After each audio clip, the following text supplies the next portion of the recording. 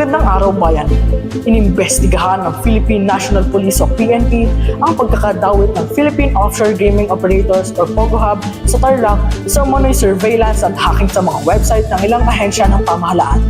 Narito si Sofia Malig para sa ibang detalye.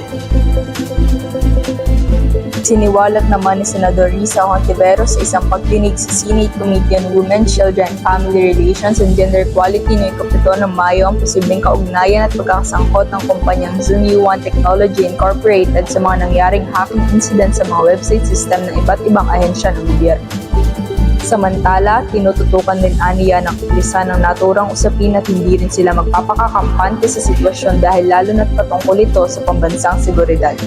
At muli, ako si Sofia Malig para sa Punla Balitaan.